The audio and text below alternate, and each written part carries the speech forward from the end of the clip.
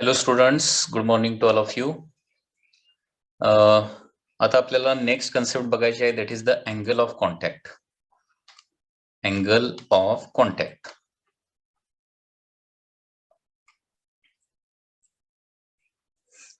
तर last time आपण surface टेन्शनची कन्सेप्ट इन डिटेल बघितलेली आहे. आता आपल्याला बघायची आहे अँगल ऑफ कॉन्टॅक्टची कन्सेप्ट. ओके, तर अँगल ऑफ कॉन्टॅक्टची कन्सेप्ट कशी येणार आहे बघा. आता तुम्ही हे ऑब्झर्व केलेलं असेल की एखादं लिक्विड सॉलिडच्या कॉन्टॅक्टमध्ये असेल, when a liquid is in contact with solid, त्या लिक्विडचा जो सरफेस आहे तो पूर्णपणे फ्लॅट नसतो, पूर्णपणे हॉरिझॉन्टल नसतो. एकतर तो कॉन्केव्ह तरी असतो किंवा कॉन्व्हेक्स तरी असतो. फॉर एक्झाम्पल, सपोज एक वेसेल आहे आणि याच्यामध्ये काय केलेलं आहे, वॉटर ठेवलेलं आहे. तर हे वॉटरचा surface in contact with this vessel बघितला तर असा कॉन्केव्ह शेप असतो. लक्षात घ्या, it is a concave in shape. किंवा मर्क्युरी ठेवलं, okay, so this is H2O, that is water in a vessel. आणि त्याच वेसेलमध्ये आपण मर्क्युरी जर ओतलं तर मर्क्युरीचा सरफेस बघा मध्ये हॉरिझॉन्टल असणार आहे, परंतु सॉलिडचा जिथं कॉन्टॅक्ट आलेला आहे तिथं काय होतो, असा कॉन्व्हेक्स सरफेस असतो. ओके, तर नेहमी लक्षात ठेवा, liquid in contact with solid जे आहे ते एक्झॅक्टली हॉरिझॉन्टल नसतं. लिक्विडचा सरफेस सॉलिडच्या कॉन्टॅक्टमध्ये असताना तो हॉरिझॉन्टल नसतो, तर एक तर तो कॉन्केव्ह असतो किंवा कॉन्व्हेक्स असतो. ठीक आहे, आणि याच्यावरूनच काय ते अँगल ऑफ कॉन्टॅक्टची कन्सेप्ट येते. तर अँगल ऑफ कॉन्टॅक्टची कन्सेप्ट कशी आहे बघा. सपोज हा का आहे, एक सॉलिडचा सरफेस आहे, व्हर्टिकल सॉलिड सरफेस आहे, आणि इथं का आहे, लिक्विड आहे. This is the liquid surface. तर लक्षात घ्या, हे जे लिक्विड आहे सॉलिडच्या कॉन्टॅक्टमध्ये असताना एकतर कॉन्केव्ह असणार आहे किंवा कॉन्व्हेक्स असणार आहे. Okay, so this is the liquid here on the right hand side. Left hand साइडला काय असणार आहे, सॉलिड असणार आहे. तर surface of liquid in contact with the solid एकतर कॉन्केव्ह असतो किंवा कॉन्व्हेक्स असतो. तर अँगल ऑफ कॉन्टॅक्ट म्हणजे नेमकं काय असतं बघा. अँगल ऑफ कॉन्टॅक्ट म्हणजे angle between surface of the solid, हा सॉलिडचा surface, and tangent drawn to liquid surface. Liquid सरफेसला आपण एक टँजेंट काढायची आहे, सॉलिड सरफेस ऑलरेडी असणार आहे, so this is the tangent जे लिक्विड सरफेसला आपण काढणार आहे. कुठं काढणार आहे, at the point of contact of liquid with the solid. म्हणजे लिक्विडचा सॉलिड बरोबर कॉन्टॅक्ट कुठं झालेला आहे, फायनली ए पॉइंटला कॉन्टॅक्ट झालेला आहे. या पॉइंट जवळ काय करायचं, लिक्विड सरफेसला एक टँजेंट काढायची आहे. तर ती टँजेंट आणि सॉलिडचा सरफेस यांच्यामधला जो अँगल आहे ना, त्याला काय म्हणतो आपण, अँगल ऑफ कॉन्टॅक्ट असं म्हणतो, which is denoted by theta. Okay, तर पुन्हा एकदा सांगतोय, लिक्विडचा surface in contact with solid exactly horizontal नसतो, तर तो कॉन्केव्ह तरी असतो किंवा कॉन्व्हेक्स तरी असतो. ओके, आता हा सरफेस जर कॉन्केव्ह असेल तर टँजेंट या पद्धतीने येणार आहे. तर अँगल ऑफ कॉन्टॅक्ट म्हणजे काय, सॉलिडचा सरफेस ऑफ द सॉलिड आणि tangent drawn to the liquid surface यांच्यामधला जो अँगल आहे ना, त्याला काय म्हणतो आपण, angle of contact. So angle of कॉन्टॅक्टची डेफिनेशन कशी येणार बघा. Definition is like this. When a liquid is in contact with solid, when a liquid is in contact with solid असेल, when a liquid is in contact with solid, then angle between, okay, angle between surface of solid, angle between surface of solid and tangent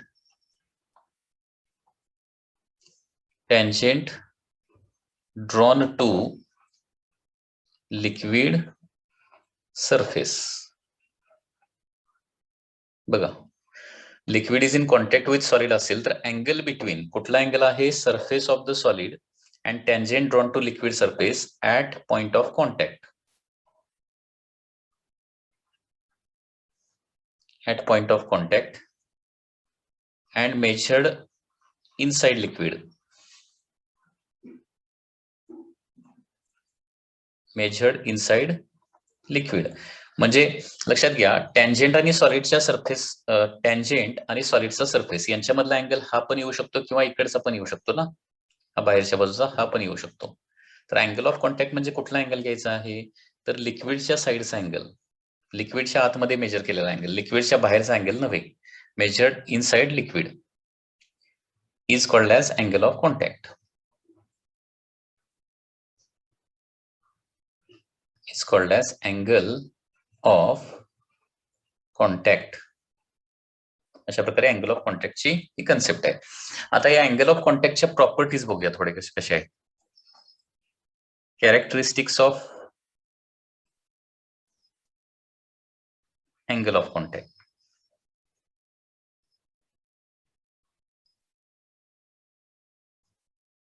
okay, characteristics of angle of contact. तर याच्यामध्ये first characteristic काय बघा, angle of contact is a constant for given solid liquid pair.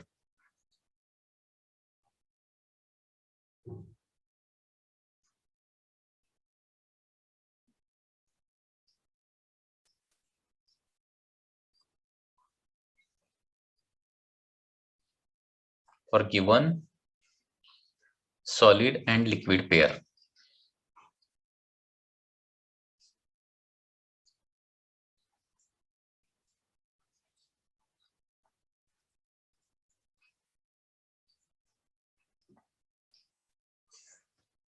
Okay, म्हणजे angle of contact कशावर decide होतो, सॉलिडचा surface कुठला आहे आणि लिक्विड कुठला आहे याच्यावर अँगल ऑफ कॉन्टॅक्ट डिपेंडंट असतो. ओके, म्हणजे एकच लिक्विड डिफरंट सॉलिड बरोबर काय करतं, different angle of contact form करतं. म्हणजे वॉटरचा ग्लास बरोबर अँगल ऑफ कॉन्टॅक्ट वेगळा असणार आहे, आयर्न बरोबर अँगल ऑफ कॉन्टॅक्ट वेगळा असणार आहे, वॉटरचा प्लास्टिक या मटेरियल बरोबर अँगल ऑफ कॉन्टॅक्ट वेगळा असणार आहे. तर अँगल ऑफ कॉन्टॅक्ट कशावर डिपेंड असतं, लिक्विड कुठला आहे आणि सॉलिडचा सरफेस कुठला आहे, म्हणजे सॉलिड कुठला आहे त्याच्यावर डिपेंड असतं. So angle of contact is constant for a given solid and liquid pair. Second, when liquid completely wet solid, म्हणजे लिक्विड जर काय करत असेल, सॉलिडला कम्प्लिटली वेट करत असेल तर अँगल ऑफ कॉन्टॅक्ट नेहमी 0 असतो. When liquid completely wets solid. आता लिक्विड कम्प्लिटली वेट सॉलिड याचा मिनिंग काय, तर आपण त्या सॉलिडच्या सरफेसवर एक लिक्विडचा ड्रॉप टाकला, एक थेंब टाकला, तर तो थेंब काय होत, त्याच्यावर पडल्या पडल्या स्प्रेड होत असेल त्याच्यावर. ओके, सरफेसवर काय असेल, स्प्रेड होत असेल, तर त्याला काय म्हणायचं, कम्प्लिटली वेट्स म्हणायचं. ओके, म्हणजे थोडंसं लिक्विड त्या सरफेसवर टाकल्यानंतर ते लिक्विड काय होतं, त्या सरफेसवर सगळं स्प्रेड होतं आणि त्या सरफेसला पूर्णपणे वेट करतं. त्याला काय म्हणायचं, when liquid completely wet solid असं म्हणायचं. When liquid completely wet solid angle of contact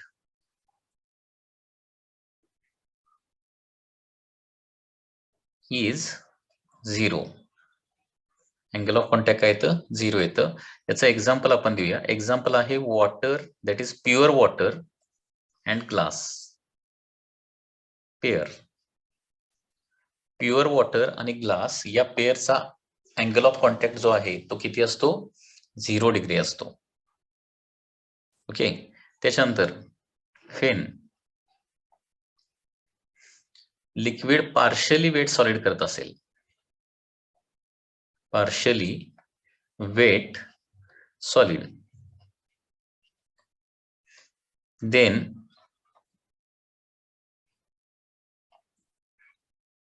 angle of contact is acute. म्हणजे जर लिक्विड पार्शियली वेट करणं म्हणजे काय, ते लिक्विड आपण सॉलिडच्या सरफेसवर टाकलं तर थोडंसं स्प्रेड होतंय आणि थोडासा तिथं एक छोटासा ड्रॉप तयार होतोय. म्हणजे लक्षात घ्या, सपोज हा सरफेस आहे, असा सरफेसवर लिक्विड टाकलं तर हे लिक्विड जे आहे ते असं काय होतं, स्प्रेड होतं. म्हणजे पूर्ण स्प्रेड होत नाही, स्प्रेड होतं परंतु थोडे ड्रॉप्स त्याच्यावर दिसायला लागतात असे, या पद्धतीनं. तर या केसमध्ये अँगल ऑफ कॉन्टॅक्ट काय असणार आहे, ॲक्यूट असणार आहे. याचं जर एक्झाम्पल द्यायचं झालं तर एक्झाम्पल येणार आहे केरोसिन. केरोसिन माहिती आहे तुम्हाला, त्याला आपण रॉकेल असं म्हणतो. केरोसिन अँड ग्लास पेअर मध्ये अँगल ऑफ कॉन्टॅक्ट जो आहे तो ॲक्यूट आहे. ॲक्यूट म्हणजे लक्षात आलं ना, 0 to 90 डिग्रीच्या मध्ये असणार आहे, 0 to 90 डिग्रीच्या मध्ये. ओके, त्याच्यानंतर fourth characteristic, when liquid doesn't wet solid, when liquid doesn't weight solid, Angle of contact is obtuse.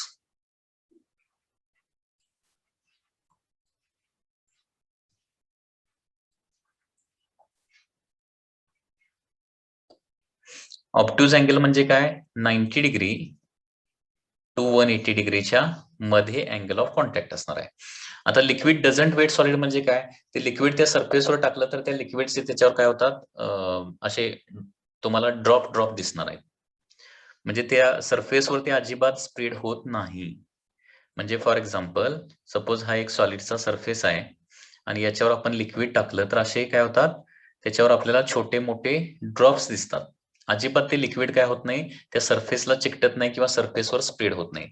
त्याला काय म्हणायचं, liquid doesn't wet solid. Angle of contact is obtuse.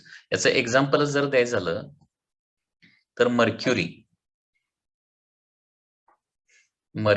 And glass pair. Okay, mercury and glass pair या केसमध्ये angle of contact काय असतो, obtuse असतो. Okay, तर angle of कॉन्टॅक्टची value जी आहे ती मर्क्युरीला साधारणपणे किती आहे बघा,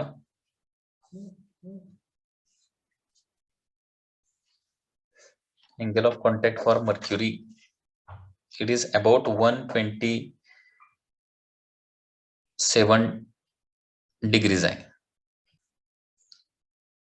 तर मर्क्युरी ग्लास पेअर साठी अँगल ऑफ कॉन्टॅक्ट 135 डिग्री आहे. काही बुक मध्ये 128 पण दिलाय. 128 टू 135 च्या आसपास आहे मर्क्युरी ग्लास पेअर मधला अँगल ऑफ कॉन्टॅक्ट. ओके, त्याचबरोबर अँगल ऑफ कॉन्टॅक्ट कशावर डिपेंड असणार आहे, angle of contact also depends on the impurities and the temperature. Angle of contact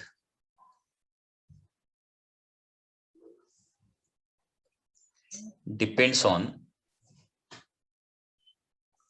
impurities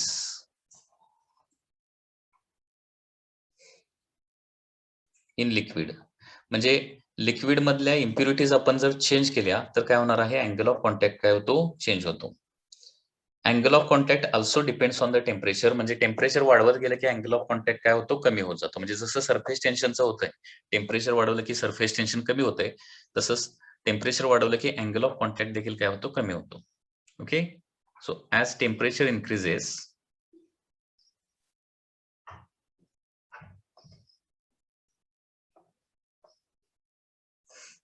angle of contact decreases.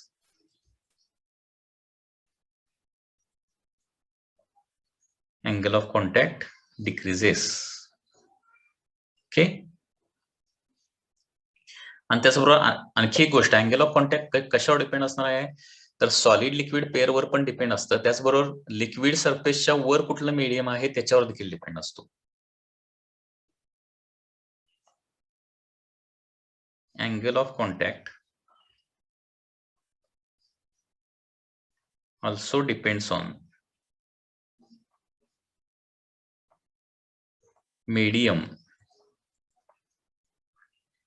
present above liquid surface.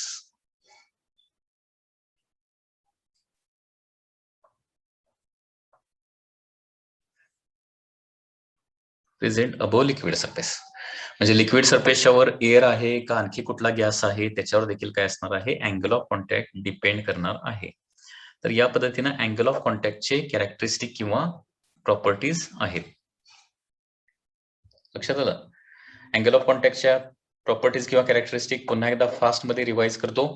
First, angle of contact का आहे, given solid liquid pair साठी constant असतो. म्हणजे angle of contact कशावर decide होतो, liquid कुठला आहे आणि सॉलिड कुठला आहे त्याच्यावर डिपेंड असतं. ओके, सेम लिक्विडचा डिफरंट सॉलिड बरोबर अँगल ऑफ कॉन्टॅक्ट डिफरंट येतो.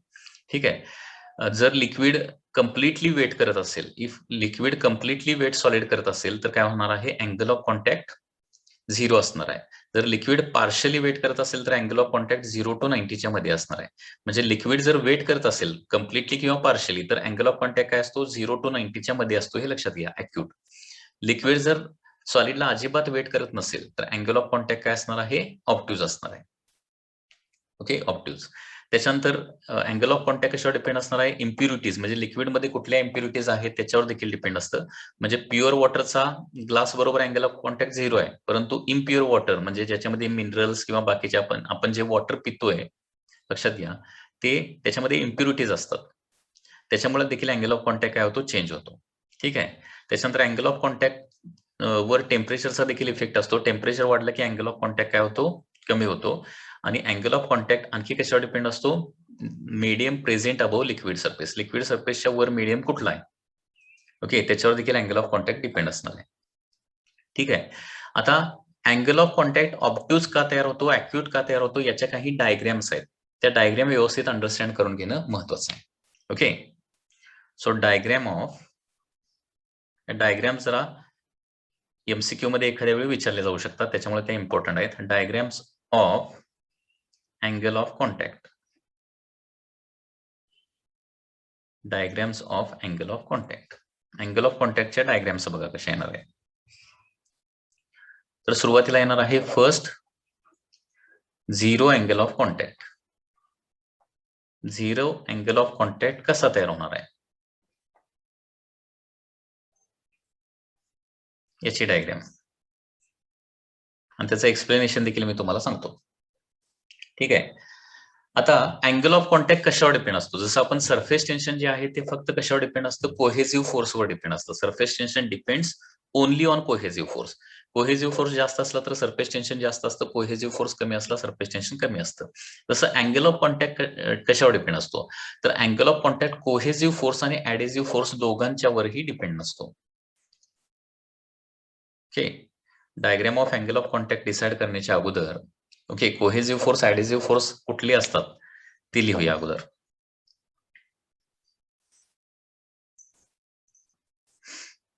Angle of contact depends on both cohesive and adhesive force. Cohesive आणि ऍडेसिव्ह फोर्स दोन्हीवर अँगल ऑफ कॉन्टॅक्ट डिपेंड करतो. बघा आता फॉर एक्झाम्पल हा सॉलिडचा सरफेस आहे आणि इथं लिक्विड आहे. तर हा लिक्विडचा जो मॉलिक्यूल आहे, this is the liquid molecule. तर याच्यावर सॉलिडचे मॉलिक्यूल काय करणार आहेत, ऍडेसिव्ह फोर्स एक्झर्ट करणार आहेत. हा काय असणार आहे, ऍडेसिव्ह फोर्स असणार आहे किंवा त्याला ऍडेजन म्हणूया. ऍडेसिव्ह फोर्सला ऍडेजन असं म्हणू शकतो. ऍडेजन म्हणजे माहिती आहे ना, डिफरंट सबस्टन्सच्या मॉलिक्यूल मध्ये असणारा अट्रॅक्शन. म्हणजे इथं काय आहे, हा लिक्विड एक मॉलिक्यूल आपण घ्यायला लागलोय, लिक्विड मॉलिक्यूल ओके, जो काय आहे सॉलिडच्या कॉन्टॅक्ट मध्ये आहे. तर त्याला काय करत असणार आहेत, सॉलिडचे मॉलिक्यूल ओढत असणार आहेत, अट्रॅक्ट करत असणार आहेत, त्याला ऍडेजन म्हणणार. आणि या लिक्विड मॉलिक्यूलला या लिक्विड मध्ये असणारे जे मॉलिक्यूल आहेत ते देखील अट्रॅक्ट करत असणार. हे काय असणार आहे, ऍडेजन असणार आहे. लक्षात येते, सॉरी कोहेजन असणार आहे. लक्षात येते, कोहेजन.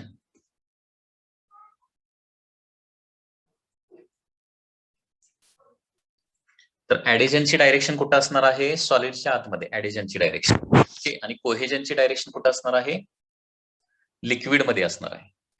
कोहेजन म्हणजे लक्षात आलं ना, या लिक्विड मॉलिक्यूलवर इतर लिक्विड मॉलिक्यूलने एक्झर्ट केलेला जो फोर्स असणार आहे त्याला कोहेसिव्ह फोर्स किंवा कोहेजन म्हणणार. या लिक्विड मॉलिक्यूलवर सॉलिड मॉलिक्यूलने एक्झर्ट केलेला फोर्स जो असणार आहे त्याला काय म्हणणार, ऍडेजन किंवा ऍडेसिव्ह फोर्स असणार. ही डायरेक्शन असणार आहे. आता याच्यातला कुठला फोर्स जास्त आहे त्याच्यानुसार काय होणार आहे, अँगल ऑफ कॉन्टॅक्टच्या डायग्राम्स तयार होतात. ओके. तर ऍडेसिव्ह फोर्सला हा जो पॉइंट आहे त्याला ए म्हणूया, कोहेसिव्ह फोर्सला एपी म्हणूया, ऍडेसिव्ह फोर्सला काय म्हणूया, AQ म्हणूया. आणि या दोघांचा एक रिझल्टंट येणार आहे, लक्षात घ्या. या दोघांचा जो रिझल्टंट आहे त्याला काय म्हणूया, AR असं म्हणूया. AR, दोघांचा रिझल्टंट AR. ओके. बघा पुन्हा एकदा सांगतोय, ए हा एक लिक्विडचा मॉलिक्यूल आहे जो सॉलिडच्या कॉन्टॅक्ट मध्ये आहे. ए या मॉलिक्यूलवर ऍक्ट होणारे फोर्सेस कुठला असणार आहे, एक म्हणजे ऍडेसिव्ह फोर्स आणि दुसरा कोहेसिव्ह फोर्स.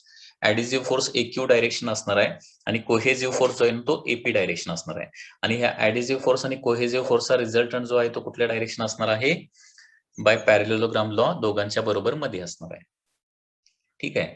आता फर्स्ट डायग्राम आहे that is zero angle of contact.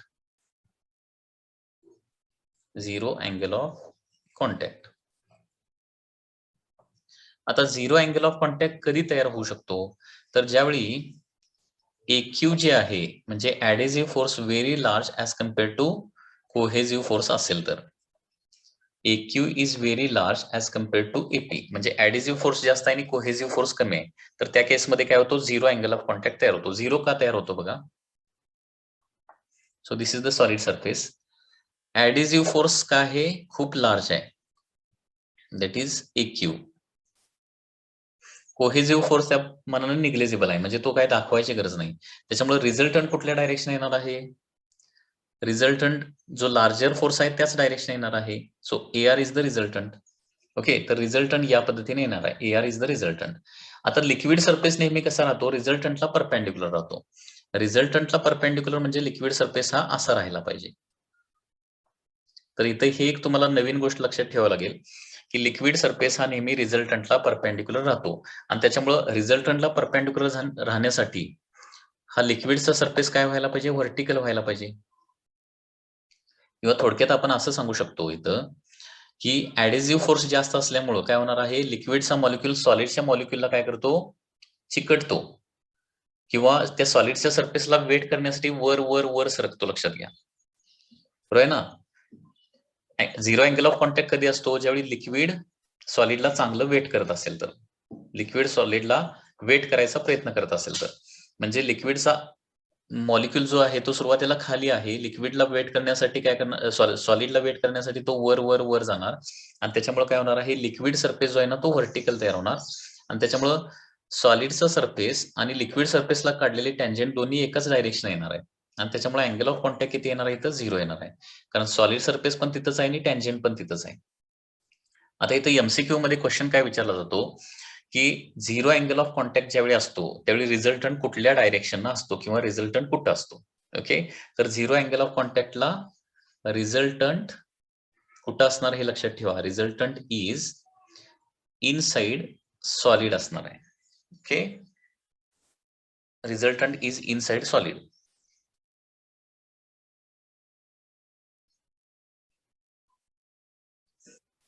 Resultant is inside solid आणि तो कसा असणार आहे एक्झॅक्टली हॉरिझॉन्टल असणार आहे. रिझल्टंट हॉरिझॉन्टल आणि म्हणून काय असणार आहे लिक्विड सरफेस व्हर्टिकल आणि म्हणून अँगल ऑफ कॉन्टॅक्ट काय येणार आहे झिरो येणार आहे. लक्षात आलं. तर झिरो अँगल ऑफ कॉन्टॅक्टची ही डायग्राम या पद्धतीने येणार आहे. त्याच्यानंतर second acute angle of contact.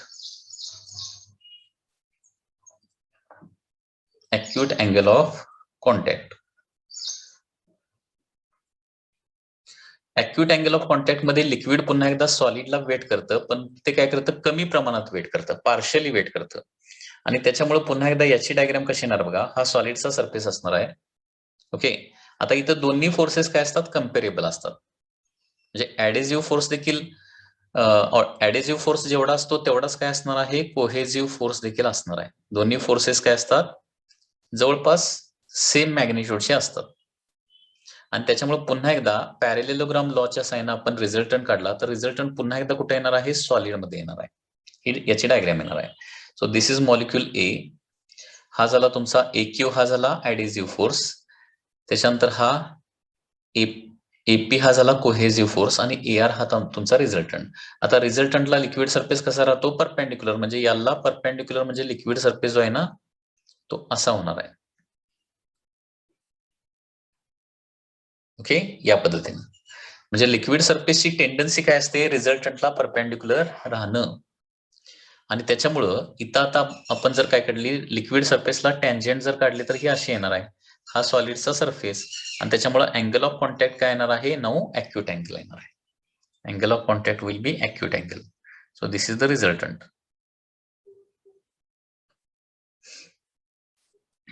Okay तर पुन्हा एकदा इथं आता क्वेश्चन असा विचारला जातो की अॅक्यूट अँगल ऑफ कॉन्टॅक्टच्या वेळी ओके अॅक्यूट अँगल ऑफ कॉन्टॅक्टच्या वेळी ऍडेसिव्ह फोर्स आणि कोहेसिव्ह फोर्स कसे असतात तर ऍडेसिव्ह फोर्स आणि कोहेसिव्ह फोर्स अप्रॉक्सिमेटली काय असतात सेम असतात. AP is equal to AQ आणि त्याचबरोबर काय असणार आहे रिझल्टंट कुठं असणार आहे पुन्हा एकदा रिझल्टंट बघा कुठं आहे सॉलिड मध्ये आहे का लिक्विड मध्ये आहे तर रिझल्टंट इज इनसाइड काय असणार आहे पुन्हा एकदा सॉलिड असणार आहे. Resultant is inside solid that is the acute angle of contact. त्याच्यानंतर ऑब्ट्यूज अँगल ऑफ कॉन्टॅक्ट कसा तयार होणार आहे? Obtuse angle of contact. Obtuse angle of contact कधी क्रिएट होतो? ज्यावेळी लिक्विड सॉलिडला वेट करत नसेल. म्हणजे लिक्विड वेट करत नाही म्हणजे काय करतंय, ते सॉलिड पासून दूर जायचा प्रयत्न करतंय. So once again this is the surface of the solid, vertical surface. Okay, आता इथं ऍडेसिव्ह फोर्स निग्लेजिबल असणार. वेट करत नाही. वेट करत नाही म्हणजे अट्रॅक्ट करत नाही. अट्रॅक्ट करत नाही म्हणजे काय असणार आहे? ऍडेसिव्ह फोर्स इथं काय असणार आहे? निग्लेजिबल असणार आहे. म्हणजे AQ हा फोर्स जो आहे ना, तो very small as compare to काय आहे? AP आहे. आणि त्याच्यामुळे लक्षात घ्या, आपण फक्त काय दाखवणार आहे? APच फक्त दाखवणार. हा APच फक्त असं दाखवणार. That is the cohesive force फक्त दाखवणार. Cohesive force is very large. Adhesive force त्या मानानं काय असणार आहे? निग्लेजिबल असणार. आणि त्याच्यामुळे रिझल्टंट आता एपीच फक्त असणार आहे. AQ म्हणजे ऍडिशन तर काय असणार आहे? निग्लेजिबल असणार आहे. ओके, त्याच्यामुळे रिझल्टंट कुठल्या डायरेक्शन येणार आहे? रिझल्टंट याच डायरेक्शन येणार आहे. So this is the resultant. आणि याला रिझल्टंटला परपेंडिक्युलर, म्हणजे लिक्विड सरफेस रिझल्टंटला परपेंडिक्युलर राहतो. रिझल्टंटला परपेंडिक्युलर म्हणजे असा तो वर जाणार, असं तयार होणार. ओके, आणि त्याच्यामुळे इथं जर आपण टँजेंट ड्रॉ केली, लिक्विड सरफेसला टँजेंट काढली तर ही टँजेंट अशी येणार आहे. आणि हा अँगल ऑफ कॉन्टॅक्ट एवढा येणार आहे, मोर दॅन 90 डिग्री येतो ऑब्ट्यूज अँगल. ओके, म्हणजे आता बघा इथं रिझल्टंट कुठे येणार आहे? रिझल्टंट इज इनसाइड लिक्विड येतो. रिझल्टंट इज इनसाइड लिक्विड असणार आहे. लक्षात येते? तर या पद्धतीनं अँगल ऑफ कॉन्टॅक्ट 0 कधी असतो, अॅक्युट कधी असतो आणि ऑब्ट्यूज कधी असतो. त्यातून 90 डिग्री अँगल ऑफ कॉन्टॅक्टचे देखील डायग्राम आपल्याला ड्रॉ करायचे. Exactly 90 degree angle of contact कधी असणार आहे त्याची पण डायग्राम आपण ड्रॉ करूया. परंतु याच्यावर क्वेश्चन MCQ कसे येतात बघा. 0 अँगल ऑफ कॉन्टॅक्टच्या वेळी ऍडेसिव्ह फोर्स, कोहेसिव्ह फोर्स कसे असतात? तर पहिली गोष्ट, 0 अँगल ऑफ कॉन्टॅक्टच्या वेळी ऍडेसिव्ह फोर्स व्हेरी लार्ज असतो आणि कोहेसिव्ह फोर्स त्या मानानं खूप कमी किंवा निग्लेजिबल असतो. रिझल्टंट कुठं असतो? सॉलिड मध्ये असतो आणि हॉरिझॉन्टल असतो. अॅक्युट अँगल ऑफ कॉन्टॅक्टच्या वेळी ऍडेसिव्ह फोर्स आणि कोहेसिव्ह फोर्स जवळपास इक्वल असतात, सेम असतात अॅक्युट अँगलला. 0 to 90 डिग्री अँगल असेल त्यावेळी. आणि रिझल्टंट पुन्हा एकदा कुठं असतो? सॉलिड मध्ये असतो. आणि ऑब्ट्यूज अँगल ऑफ कॉन्टॅक्टच्या वेळी म्हणजे 90 डिग्रीपेक्षा जास्त अँगल ऑफ कॉन्टॅक्ट असतो त्यावेळी काय असणार आहे? कोहेसिव्ह फोर्स व्हेरी लार्ज असणार आहे आणि ऍडेसिव्ह फोर्स निग्लेजिबल असणार आहे. आणि रिझल्टंट पुन्हा एकदा कुठं असणार आहे? लिक्विड मध्ये असणार आहे, सॉलिड मध्ये नाही. आता बघा 90 डिग्री अँगल ऑफ कॉन्टॅक्टची डायग्राम कशी येणार बघा. 90 डिग्री अँगल ऑफ कॉन्टॅक्ट आणि त्याच्यावरून आपल्याला अँगल ऑफ कॉन्टॅक्टचे रिलेटेड एक इम्पॉर्टंट फॉर्म्युला मिळणार आहे.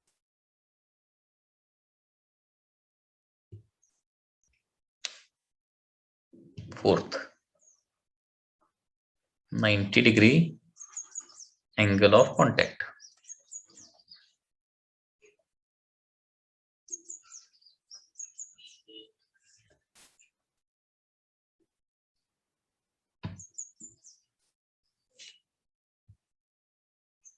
ओके, हा सरफेस ऑफ द सॉलिड आहे. त्याच्यानंतर सरफेस ऑफ लिक्विड जो आहे तो असा येणार आहे. This is the surface of liquid.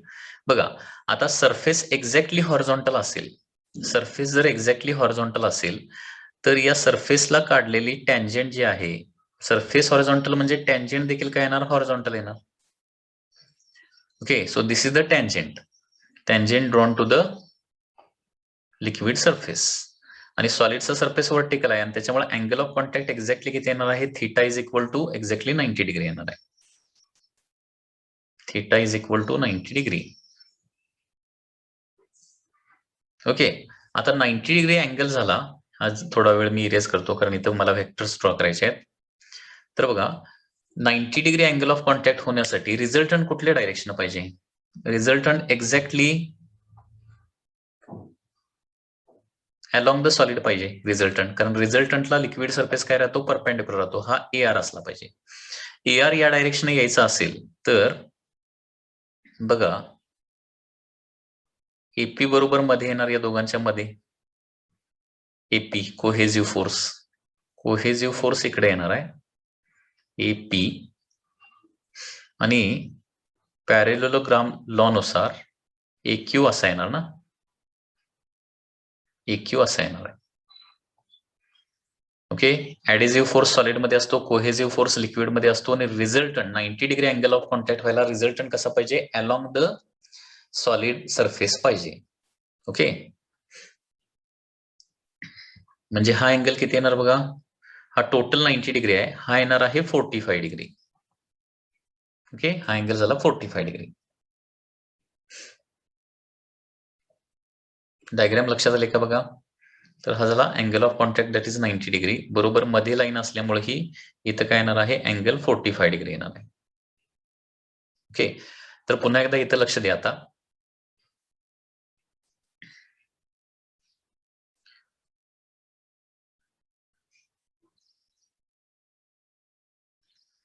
तर बघा 90 डिग्री अँगल ऑफ कॉन्टॅक्टची डायग्राम या पद्धतीने येणार आहे म्हणजे 90 डिग्रीसाठी लिक्विड सरफेस काय व्हायला पाहिजे कॉन्केव्ह पण नको कॉन्व्हेक्स पण नको एक्झॅक्टली काय व्हायला पाहिजे लिक्विड सरफेस हॉरिझॉन्टल व्हायला पाहिजे okay liquid surface exactly horizontal व्हायला पाहिजे आणि सगळे ऍडेसिव्ह कोहेसिव्ह फोर्सेस जे आहेत ते या डायरेक्शन येणार आहेत एपी एक्यू एपी तर लिक्विड मध्ये येतो that is cohesive force AQ म्हणजे ऍडेसिव्ह फोर्स तो सॉलिड मध्ये येणार आहे आणि दोघांचा रिझल्टंट कुठे आला पाहिजे बघा resultant will B along the solid म्हणजे इथं 90 डिग्री अँगल ऑफ कॉन्टॅक्टला रिझल्टंट जो आहे तो अलॉंग सॉलिड सरफेस येणार आहे म्हणजे तो पूर्णपणे सॉलिड मध्ये पण येणार नाही किंवा पूर्णपणे लिक्विड मध्ये पण येणार नाहीये लक्षात येत आहे त्याच्यामुळे या दोघांच्या मधलं रिलेशन आपण काढू शकतो आता हा एआरपी जो ट्रायंगल आहे इन ट्रायंगल एआरपी या ट्रायंगल मध्ये आपण काय करूया इथं साइन 45 चा फॉर्म्युला वापरूया साइन 45 ओके इथला अँगल 45 डिग्री आहे ना साइन 45 इज इक्वल टू काय येणार opposite side that is RP divided by hypotenuse is AP आता आरपी इज इक्वल टू एक्यूच असलं पाहिजे समोरासमोरच्या साइड सेम असतात ना RP is equal to AQ divided by AP okay sine 45 ची व्हॅल्यू किती येणार आहे दॅट इज 1/√2 म्हणजे याचा मिनिंग काय होतो that is AP is equal to √2 times AQ ज्यावेळी असतं ना त्यावेळी exactly 90 degree angle of contact form होतो लक्षात आलं मी काय सांगितलं AP is equal to √2 times AQ झाल्यावर एपी म्हणजे काय आहे कोहेजिव्ह फोर्स आहे म्हणजे ज्यावेळी कोहेजिव्ह फोर्स ही कंडिशन लक्षात ठेवा cohesive force exactly equal to √2 times adhesive force होतो त्यावेळी काय होणार आहे angle of contact 90 degree form होणार आहे आणि याच्यावरून काय मिळणार एमसीक्यू विचारले जातात लक्षात घ्या आता हे बघा 3 सेंटेन्सेस व्यवस्थित मी लिहितो इथं जर cohesive force exactly equal to √2 times adhesive force असेल ओके तर या केसमध्ये अँगल ऑफ कॉन्टॅक्ट ओके या केसमध्ये angle of contact exactly 90 degree असणार आहे ओके अँगल ऑफ कॉन्टॅक्ट किती असणार आहे एक्झॅक्टली 90 डिग्री सेकंड जर कोहेजिव्ह फोर्स कमी असेल कोहेजिव्ह फोर्स कमी ओके कशापेक्षा √2 टाइम्स ऍडेसिव्ह फोर्स पेक्षा कमी असेल म्हणजे थोडक्यात ऍडेसिव्ह फोर्स जास्त म्हणजे रिझल्टंट कुठे जाणार सॉलिड मध्ये जाणार आणि त्यावेळी अँगल ऑफ कॉन्टॅक्ट काय होणार आहे थीटा अॅक्यूट तयार होणार आहे angle of contact will be acute theta is acute येणार आहे आणि थर्ड केस जर कोहेजिव्ह फोर्स जास्त झाला कशापेक्षा √2 टाइम्स ऍडेसिव्ह फोर्स पेक्षा जास्त झाला तर अँगल ऑफ कॉन्टॅक्ट काय येतो ऑब्ट्यूज येतो हे व्यवस्थित लक्षात ठेवावं लागेल आणि 0 अँगल ऑफ कॉन्टॅक्टला काय पाहिजे adhesive force is very large as compare to काय असेल, कोहेसिव्ह फोर्स असेल.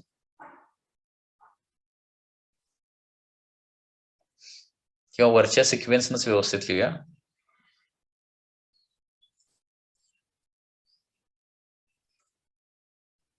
काय असेल, कोहेसिव्ह फोर्स निग्लिजिबल असेल म्हणजे very small as compare to adhesive force असेल.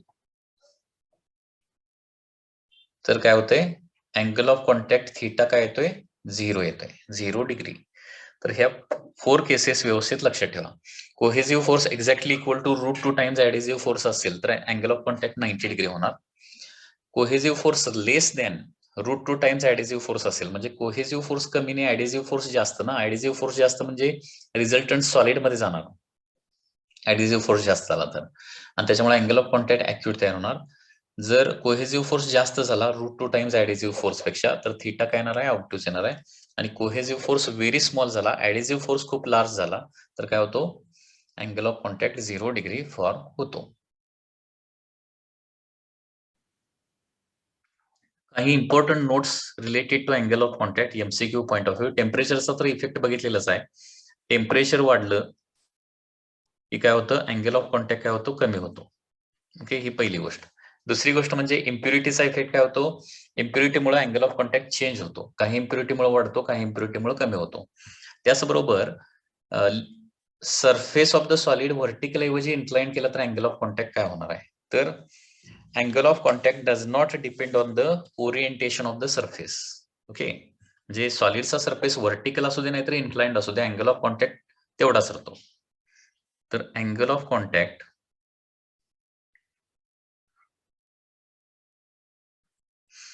remains same although solid surface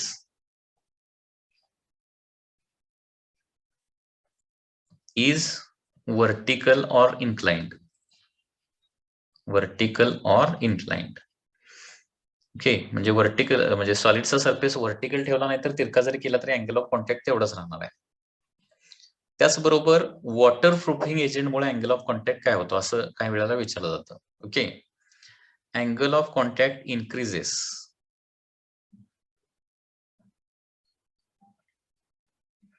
increases due to water proofing agent. काही water proofing paint असतात किंवा वॉटर प्रूफिंग लिक्विड असतात, वॉटर प्रूफिंग मटेरियल असतात. तर वॉटर प्रूफिंग पेंट जो आहे तो काय करतो, अँगल ऑफ कॉन्टॅक्ट जर ऍक्यूट असेल तर त्याचा ऑब्ट्यूज मध्ये कन्व्हर्जन करतो. अँगल ऑफ कॉन्टॅक्ट काय करतो, इन्क्रीज करतो, म्हणजे काय करतो, ऍक्यूट टू ऑब्ट्यूज करतो. आता ऍक्यूट टू ऑब्ट्यूज झाल्यावर मुळे काय होणार बघा, ऍक्यूट मुळे काय होतो, ऍक्यूट अँगल ऑफ कॉन्टॅक्ट असला की सॉलिडचा सरफेस वेट होतो, आणि ऑब्ट्यूज अँगल ऑफ कॉन्टॅक्ट झाल्यावर काय होणार आहे, सॉलिडचा सरफेस अजिबात वेट होत नाही, आणि त्याच्यामुळे वॉटर प्रूफिंग एजंट काय करतो, अँगल ऑफ कॉन्टॅक्ट ऍक्यूटचं ऑब्ट्यूज करत असल्यामुळं सॉलिडचा सरफेस वेट होणार नाही, आणि त्याच्यामुळे लिकेजचे प्रॉब्लेम जे आहेत ते काय होतात, सॉल्व्ह होतात. Okay, so leakage problems get solved due to this water proofing agents. लक्षात आलं? तर या पद्धतीनं ही अँगल ऑफ कॉन्टॅक्टची कन्सेप्ट आहे, ही तुम्हाला लक्षात आली का बघा. आता याच्यानंतर आपल्याला कन्सेप्ट बघायची आहे, that is pressure on the two sides of the liquid surface. Pressures on two sides of liquid surface. Pressure on two sides of liquid surface. तर बघा हे कसं होणार आहे, तर सुरुवातीला हॉरिझॉन्टल सरफेस, हॉरिझॉन्टल किंवा त्याला म्हणूया plane surface. Plane liquid surface जर असेल, प्लेन लिक्विड सरफेसला काय होतंय, this is the plane horizontal liquid surface. Okay, आता या लिक्विड सरफेसचा एक छोटासा इलेमेंट आपण घेतला, छोटासा इलेमेंट. ओके, हा इलेमेंट काय घेऊया, याला म्हणूया फॉर एक्झाम्पल PQ हा एक इलेमेंट आहे. आता force due to surface tension कसा ऍक्ट होतो, टॅन्जेन्शियल टू द सरफेस, म्हणजे पी पॉइंटला टुवर्ड्स लेफ्ट ऍक्ट होणार आहे आणि क्यू पॉइंटला काय होणार आहे, टुवर्ड्स राईट ऍक्ट होणार आहे. This is the force due to surface tension किंवा सरफेस टेन्शन असणार आहे. आणि हे इक्वल आणि अपोजिट झाल्यामुळे एकमेकाला कम्प्लिटली कॅन्सल करतात. हे दोन्ही सरफेस टेन्शन काय होणार, पीक्यू या एलिमेंटला काय करणार, पी ला लेफ्टला ओढणार, क्यू ला राईटला ओढणार आणि त्याच्यामुळे काय होणार आहे, सरफेसच्या वर, समजा सरफेसच्या वर पॉइंट ए असेल आणि सरफेसच्या खाली पॉइंट बी असेल, तर दोन्ही साईडला प्रेशर काय होतं तेवढंच क्रिएट होतं. So pressure at A is exactly equal to काय येतं, प्रेशर ऍट बी येतं. म्हणजे याच्यामध्ये लक्षात काय ठेवायचं आहे, लिक्विड सरफेसच्या दोन्ही साईड, लिक्विड सरफेस जर प्लेन असेल, प्लेन लिक्विड सरफेस असेल तर त्याच्या दोन्ही साईडला प्रेशर काय असतं तेवढंच असतं. ओके. आता कॉन्केव्ह सरफेस असेल, कॉन्केव्ह लिक्विड सरफेस असेल तर काय होणार बघा, कॉन्केव्ह लिक्विड सरफेस. तर बघा सरफेस या पद्धतीने आहे, कॉन्केव्ह शेपचा आहे. कारण आपण बघितलंय सॉलिडच्या कॉन्टॅक्ट मध्ये असताना लिक्विड सरफेस कॉन्केव्ह असतो किंवा एखाद्या बबलचा लिक्विड सरफेस कॉन्केव्ह किंवा कॉन्व्हेक्स वगैरे असू शकतं. ठीक आहे. आता हा लिक्विड सरफेस जो आहे तो कॉन्केव्ह शेपचा आहे आणि याचा मी छोटासा एलिमेंट काय घेतला, पीक्यू हा एलिमेंट घेतला, छोटासा तुकडा घेतला सरफेस मधला. तर बघा पी पॉइंटला सरफेस टेन्शन काय होणार आहे, टॅन्जेन्शियल टू द सरफेस म्हणजे या डायरेक्शन ऍक्ट होणार. क्यू पॉइंटला देखील टॅन्जेन्शियल टू द सरफेस म्हणजे या डायरेक्शन ऍक्ट होणार. सरफेस टेन्शन, सरफेस टेन्शन नेहमी कसं ऍक्ट होतं, it always act tangential to the surface.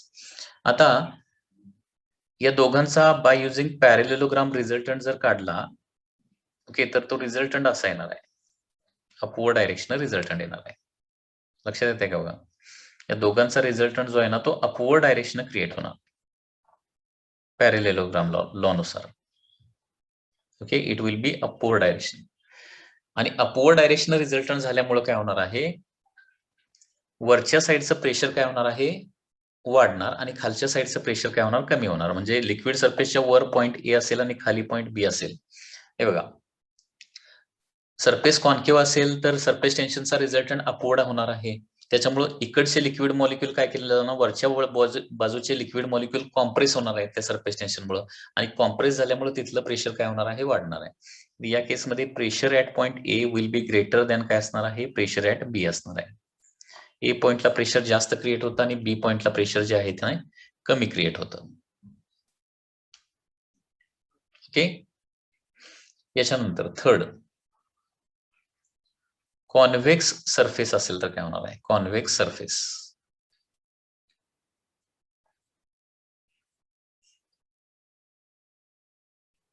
Suppose it is like this, म्हणजे अनेक वेळा बबल किंवा ड्रॉपचा सरफेस असा असतो convex surface.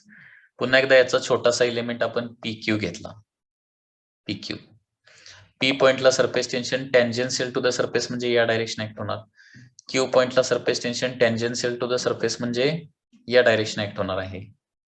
This is the direction of the surface tension.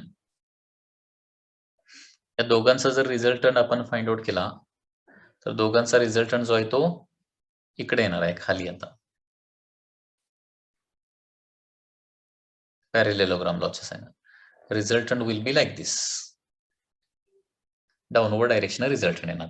आणि त्याच्यामुळे काय होणार आहे, हा रिझल्टंट जो आहे ना खालच्या मॉलिक्यूलला काय करतो, प्रेस करतो, कॉम्प्रेस करतो आणि त्याच्यामुळे खालच्या साईडचं प्रेशर काय होतं, वाढतं. म्हणजे वरचा पॉइंट काय असेल, ए असेल, म्हणजे बाहेरचा पॉइंट ए असेल आणि खालचा पॉइंट म्हणजे आतला पॉइंट बी असेल. तर आता काय होणार आहे, ज्या साईडला रिझल्टंट येतो ना त्या साईडचं प्रेशर काय होतं, वाढतं. सो प्रेशर ऍट ए काय असणार आहे आता, लेस असणार आणि प्रेशर ऍट बी काय असणार आहे, मोर असणार आहे. हे थोडंसं लक्षात ठेवा. ओके. सो प्रेशर म्हणजे थोडक्यात याचा मिनिंग काय होतं माहितीये का, प्लेन सरफेस असेल तर दोन्ही साईडला प्रेशर सेम असतं, परंतु कॉन्केव्ह किंवा कॉन्व्हेक्स सरफेस असेल तर सरफेस टेन्शनमुळे एका साईडला प्रेशर वाढतं आणि दुसऱ्या साईडला प्रेशर कमी येतं. सेम प्रेशर दोन्ही साईडला येत नाही. तर नेहमी आतल्या साईडला म्हणजे कॉन्केव्ह सरफेसची आतली साईड म्हणजे वरची साईड येणार आहे आणि कॉन्व्हेक्स सरफेसची आतली साईड म्हणजे खालची साईड येणार आहे. तर आतल्या साईडला प्रेशर नेहमी काय असतं, जास्त असतं. म्हणजे प्रेशर इनसाइड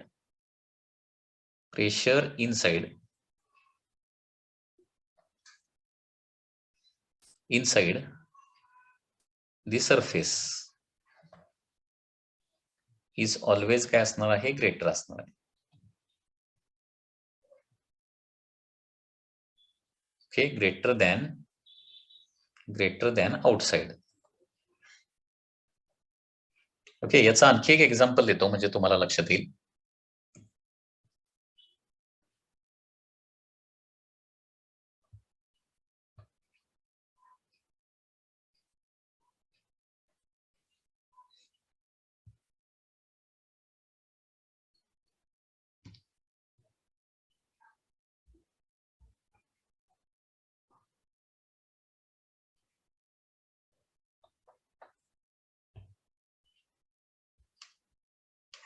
सपोज आपण एक बबल कन्सिडर केला. बबल,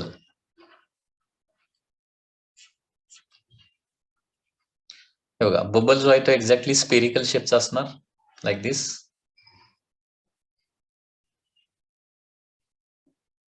ओके, बघा आता या बबल वरचा छोटासा एलिमेंट घेतला तर काय होणार आहे, force due to surface tension एक इकडे येणार आहे, एक इकडे येणार आहे.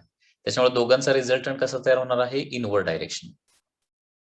ओके, किंवा इथं छोटासा एलिमेंट आपण जर घेतला तर force due to surface tension tangential to surface म्हणजे इकडे एक येणार आणि इकडे एक येणार आहे. दोघांचा रिझल्टंट पुन्हा एकदा कसा येणार आहे, इनवर्ड येणार आहे. किंवा इथे एक छोटासा आपण एलिमेंट घेतला, बरोबर आहे ना. बघा, फर्स्ट एलिमेंट आपण इथं कन्सिडर केलेला आहे.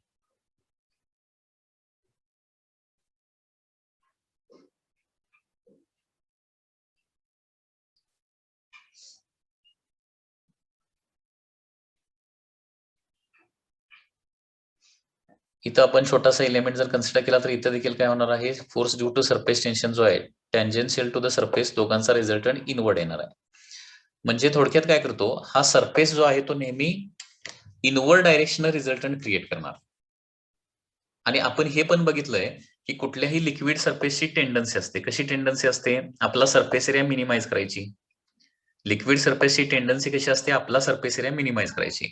आणि सरफेस एरिया मिनिमाइज करण्यासाठी आतली जी एअर आहे ना, त्या एअरला ते काय करणार आहे, कॉम्प्रेस करणार आहे. म्हणजे सगळ्या बाजूनं काय करणार आहे, हा जो बबलचा जो सरफेस आहे, लिक्विड सरफेस जो आहे ना, सगळ्या बाजूनं आतल्या एअरला काय करणार आहे, आत कॉम्प्रेस करणार. आणि कॉम्प्रेस केल्यामुळं आतलं प्रेशर काय होतं, वाढतं आणि बाहेरचं प्रेशर काय होतं, कमी होतं.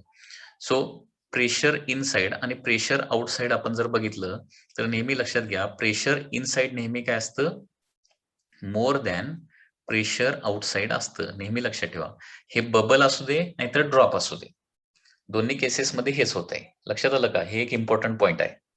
ओके, कारण कॉन्व्हेक्स सरफेस आला असा, कॉन्व्हेक्स सरफेस बघा, याला एक छोटासा इलिमेंट घेतला आणि त्याला त्या इलिमेंटला आपण टँजेन्शियल फोर्सेस दाखवले तर रिझल्टंट काय होतोय, इनवर्ड तयार होतोय. कुठेही त्या सरफेसवर कुठेही छोटासा इलिमेंट घ्या आणि त्याचा रिझल्टंट काढा तर रिझल्टंट हा नेहमी काय होतोय, इनवर्ड डायरेक्शन रिझल्टंट तयार होतोय. या रिझल्टंट इनवर्ड डायरेक्शनच्या रिझल्टंटमुळे काय होणार, आतली एअर पूर्णपणे कॉम्प्रेस होते. आणि तुम्हाला माहिती आहे, कुठलीही एअर कॉम्प्रेस झाली किंवा आतमध्ये असणार कुठलंही मटेरियल कॉम्प्रेस झालं तर तिथलं प्रेशर काय होतं, वाढतं. आणि त्याच्यामुळे pressure inside is always greater than pressure outside तयार होणार. आणि हे कशामुळे होतं, it happens due to the surface tension. Okay, तर नेहमी लक्षात ठेवा, therefore pressure, okay, pressure inside a drop, pressure inside a drop किंवा बबल किंवा जेट. लिक्विडचा जेट माहिती आहे ना, लिक्विड जेट जो एखाद्या इंजेक्शन मधून आपण वॉटर जर बाहेर फेकलं तर तो काय होतो, लिक्विडचा जेट तयार होतो. प्रेशर इनसाइड ड्रॉप, बबल और जेट इज ऑलवेज काय असणार आहे, मोर दॅन आउटसाइड असणार आहे, मोर दॅन आउटसाइड. आता हे प्रेशर कितीनं जास्त असतं त्याचा आपल्याला फॉर्म्युला बघायचा आहे. हे प्रेशर एक्झॅक्टली कितीनं जास्त असतं.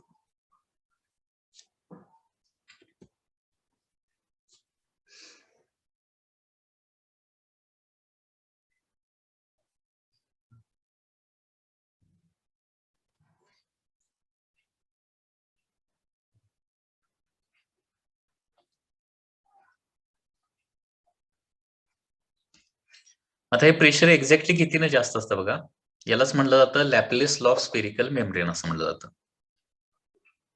Laplace law of spherical membrane.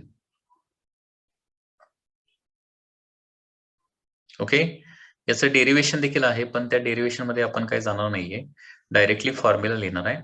तर Laplace law of spherical membrane जो आहे तो काय सांगतो लक्षात घ्या. तर excess pressure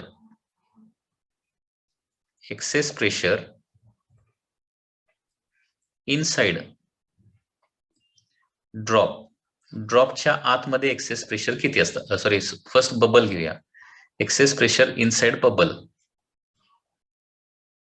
okay, excess pressure inside bubble किती असणार आहे.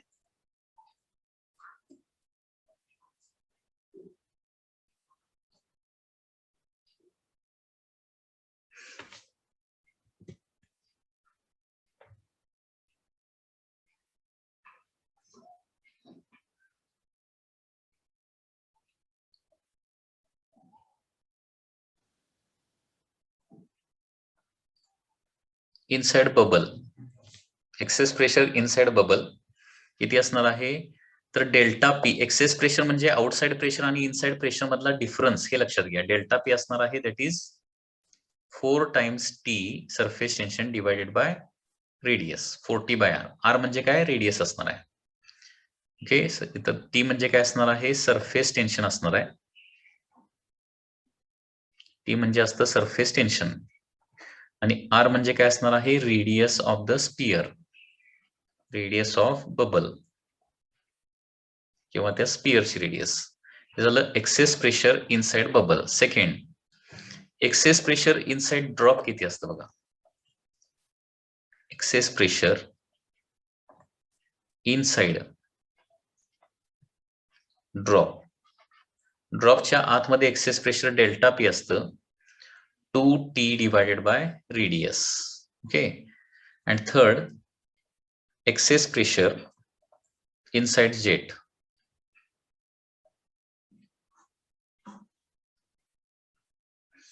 That is delta P. Excess pressure म्हणजे लक्षात आलं ना, आउटसाइड पेक्षा इनसाइडला कितीनं प्रेशर जास्त आहे त्याला एक्सेस प्रेशर असं म्हणतो, आणि ते किती येतं, that is exactly T by R येणार आहे.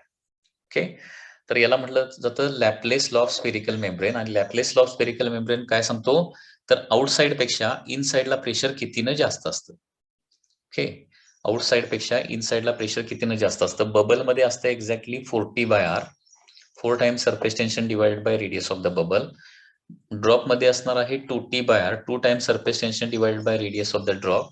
आणि लिक्विड जेट मध्ये असतं T, just T by R म्हणजे surface tension divided by radius. Okay, याला Laplace law of spherical membrane असं म्हणायचं. Okay, so pressure inside is always greater than pressure outside. आता बबल असू दे, ड्रॉप असू दे, नाहीतर जेट असू दे, हे एक्सेस प्रेशर जे आहे म्हणजे आतलं जास्तीचं असणारं प्रेशर जे आहे ते इनव्हर्सली प्रोपोर्शनल टू काय येणार आहे, रेडियस येणार आहे. म्हणजेच इनव्हर्सली प्रोपोर्शनल टू काय येणार आहे, रूट ऑफ सरफेस एरिया येणार आहे. म्हणजेच इनव्हर्सली प्रोपोर्शनल टू काय येणार आहे, volume, cube root of volume असणार आहे. कारण रेडियस इज कारण एरिया बघा, एरियाचा फॉर्म्युला काय असतो, पाय आर स्क्वेअर. म्हणजे radius is directly proportional to cube root of A, sorry square root of A येणार आहे. तसं व्हॉल्यूम म्हणजे काय असतं, एरिया म्हणजे ऍक्च्युअली 4 पाय आर स्क्वेअर असणार आहे, surface area. Okay, therefore R is directly proportional to root A येणार, and therefore excess pressure is inversely proportional to काय असणार आहे, square root of surface area. व्हॉल्यूमचा फॉर्म्युला असतो 4/3 पाय आर क्यूब असतो, म्हणजे R is directly proportional to काय येणार आहे, क्यूब रूट ऑफ व्हॉल्यूम असणार आहे, cube root of volume. And therefore excess pressure is inversely proportional to काय असणार आहे, क्यूब रूट ऑफ व्हॉल्यूम असणार आहे. त्याचबरोबर दोन बबल एकत्र आले तर नवीन रेडियस किती तयार होते. ओके, हे बघा, आता याच्याशी रिलेटेड काही ऍप्लिकेशन्स आपण बघायला आलोय. फेन 2 बबल्स combined together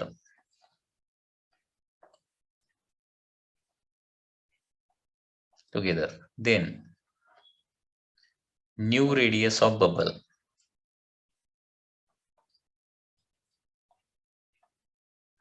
हे कसं काढणार आहे. तर इथं आपण काय करणार आहे, टेम्परेचर म्हणजे दोन बबल कंबाईन होत असताना टेम्परेचर चेंज होत नाही असं आपण मानणार आहे. ओके, कसं होणार बघा, when bubble combines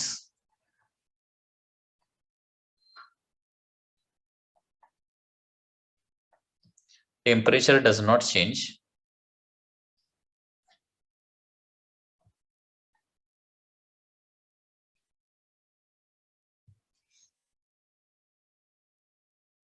when bubble combines temperature doesn't change. Okay, आणि टेम्परेचर चेंज होत नाही म्हणजे कुठली प्रोसेस असणार आहे, it is a isothermal process.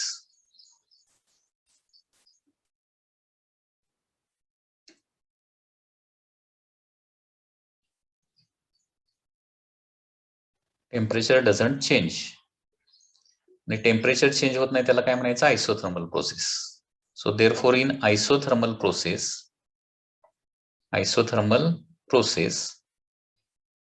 काय होणार आहे, P1 P1 plus P2 P2 is equal to काय येणार आहे, PV येणार आहे. म्हणजे पहिल्या बबलचं, कारण आयसोथर्मल प्रोसेसमध्ये PV is equal to constant असतं, बरोबर. आयसोथर्मल प्रोसेसमध्ये PV is equal to constant असतं आणि PV कॉन्स्टंट म्हणजे काय, P1 P1 plus P2 P2 is equal to PV येणार आहे. आता P1 चा फॉर्म्युला काय येणार आहे बबलचा, 40/R1 येणार आहे. ओके, 40/R1 हा एक्सेस प्रेशरचा फॉर्म्युला झाला. प्रेशरचा फॉर्म्युला 40/R1 ना बबलसाठी. व्हॉल्यूम किती इंटू 4/3 पाय R1 क्यूब प्लस P2 म्हणजे काय होणार आहे, 40/R2 होणार इंटू किती, 4/3 पाय R2 क्यूब येणार आहे.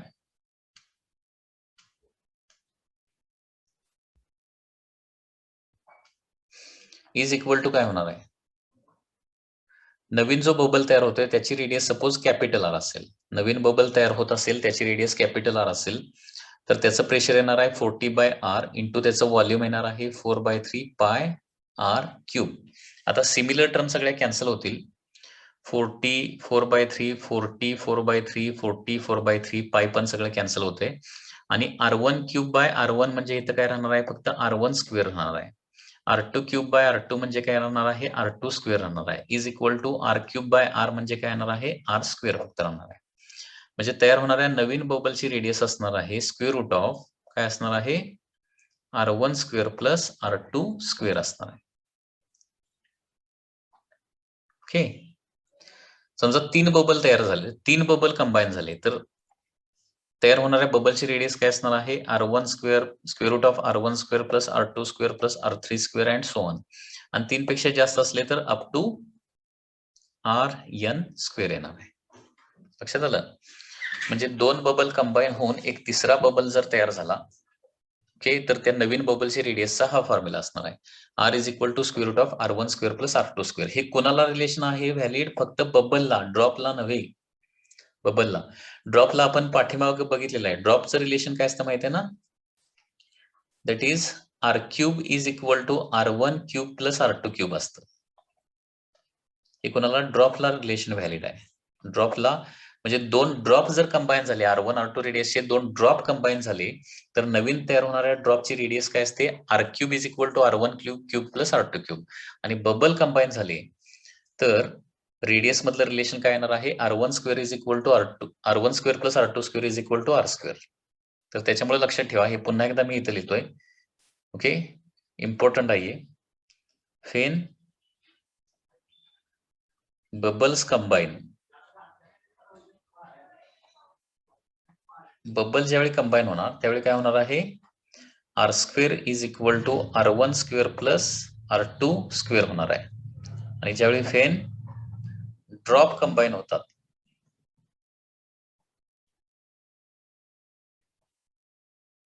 त्यावेळी R cube is equal to काय येतं, R1 cube plus R2 cube येतं. लक्षात घ्या. आता इथं देखील हे असं आपण ऍझ्युम करायला लागलोय, बबलच्या कॉम्बिनेशनचं हे जे आपण आता केस बघितलेलं आहे, इथं ऍझ्युम काय करतोय की बाहेरचं प्रेशर 0 आहे असं इथं ऍझ्युम करतोय. बाहेरचं प्रेशर 0 असेल तर इनसाइड प्रेशर म्हणजेच काय येणार आहे, त्या बबलचं प्रेशर येणार आहे. बाहेरचं प्रेशर पण कन्सिडर केलं तर कॅल्क्युलेशन काय येणार आहे, थोडंसं डिफरंट येणार आहे. Okay, so when bubble combine R square is equal to R1 square plus R2 square, हे कधी होतंय, when outside pressure is 0. Outside pressure काय असायला पाहिजे, 0 असायला पाहिजे, त्याच वेळी हे रिलेशन व्हॅलिड आहे.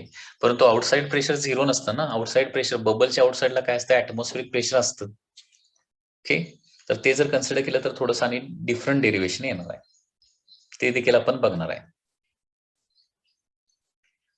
तर हे काही रिलेशन जे आहेत ते व्यवस्थित लक्षात ठेवा. ओके, त्याचबरोबर नेक्स्ट ऍप्लिकेशन बघा, एक्सेस प्रेशरचं next application. when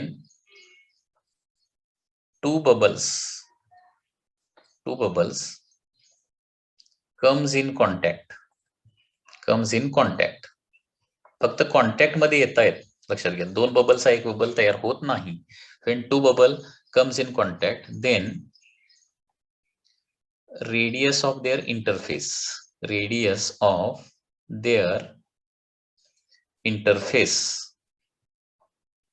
okay, he radius of interface आपल्याला कॅल्क्युलेट करायचं आहे. अनेक वेळा तुम्ही बघितलेला असेल, बबल तयार करायचा एक्सपेरिमेंट तुम्ही केलेला असेल, किंवा ते एक हे मिळतं, जत्रेमध्ये मिळतं आपल्याला, लिक्विड मिळतं, त्याच्या साहाय्याने तुम्ही बबल तयार करू शकताय, बरोबर आहे ना. आता दोन बबल एकमेकाला चिकटवून बघा, काही वेळेला चिकटतात, आणि चिकटल्यानंतर तुम्ही जर बघितलं तर त्या दोन बबलच्या मध्ये काय होतं, थोडासा काय होणार आहे, वेगळ्या रेडियसचा सरफेस तयार होतो. 2 किंवा 3 बबल हे केले तर तुम्ही या पद्धतीने जोडले तर पहिल्या बबलची रेडियस काय असेल, सपोज R1 असेल, दुसऱ्या बबलची रेडियस सपोज R2 असेल, तर त्यांच्या मध्ये जो सरफेस तयार होणार आहे त्या सरफेसची रेडियस कॅपिटल R किती असणार आहे. ओके, तर ते कॅपिटल R रेडियसचा फॉर्म्युला आपल्याला काढायचा आहे. कसं फाइंड आउट करणार बघा, पहिला जो बबल आहे तो किती प्रेशर लेफ्ट हँड साइडने एक्झर्ट करणार आहे, दॅट इज P1. दुसरा जो बबल असणार आहे तो राईट हँड साइडनं प्रेशर किती एक्झर्ट करणार आहे, P2. ओके, सो देअरफॉर इथं रिझल्टंट प्रेशर असं लिहिणार आपण, रिझल्टंट प्रेशर ऑफ इंटरफेसवर ऍक्ट होणार resultant pressure P is equal to काय येणार आहे, P1 मायनस P2 येणार. कारण बघा, लेफ्टचा बबल काय करणार आहे टुवर्ड्स राईट प्रेशर एक्झर्ट करणार, राईटचा बबल काय करणार आहे टुवर्ड्स लेफ्ट प्रेशर एक्झर्ट करणार आहे. कारण आतली एअर कॉम्प्रेस्ड असते, दोन्ही साईडनं काय होणार आहे, प्रेशर त्या इंटरफेसला मध्ये दाबणार आहे. Okay, so resultant pressure of इंटरफेसला असणार रिझल्टंट प्रेशर काय असणार आहे, that is P is equal to P1 minus P2. आता इंटरफेसची रेडियस सपोज कॅपिटल R असेल तर त्याचं रिलेशन येणार आहे 40/R. ओके, कारण प्रेशर म्हणजे काय असतं, 40/R असतं एक्सेस प्रेशर. सो इंटरफेसची रेडियस कॅपिटल R असेल तर त्याचं रिलेशन काय येणार आहे, P is equal to 40/R. P1 म्हणजे काय येणार आहे, 40/स्मॉल r1, आणि P2 म्हणजे काय येणार आहे, 40/ काय येणार आहे, स्मॉल r2 येणार आहे. 40 गेट कॅन्सल, आणि इंटरफेसच्या रेडियसचा फॉर्म्युला येणार 1/R is equal to 1/R1 plus 1/R2. So this is the final formula, हे लक्षात ठेवा. ओके, सो दोन बबल एकमेकाच्या कॉन्टॅक्ट मध्ये आले तर मधल्या सरफेसची रेडियस जी आहे ना ती काय होते, दोन बबलच्या कॉन्टॅक्ट मधला जो सरफेस आहे त्याला एक डिफरंट रेडियस मिळते, आणि ती रेडियस कशी काढणार आहे, 1/R is equal to 1/R1 plus 1/R2, किंवा capital R is equal to असं लिहू शकतो आपण, capital R is equal to R1 R2 divided by R1 plus R2. म्हणजे ती रेडियस काय असणार आहे, जास्त असणार आहे कुणापेक्षा, इतर कुठल्याही बबलच्या रेडियस पेक्षा ती रेडियस काय असणार आहे, जास्त असणार आहे. सॉरी, मध्ये मायनस साइन येणार, प्लस नव्हे, बाय मिस्टेक इथं मी प्लस साइन लिहिलं, मध्ये minus sign as it is येणार आहे, मायनस. ओके,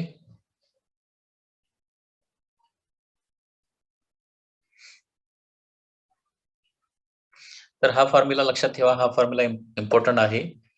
दोन बबल कॉन्टॅक्ट मध्ये आले तर त्यांच्या मधल्या इंटरफेस मधल्या सरफेसची रेडियस असणार आहे 1/R is equal to 1/R1 minus 1/R2 plus नव्हे, 1/R is equal to 1/R1 minus 1/R2. Okay, so this is all for this lecture of the physics.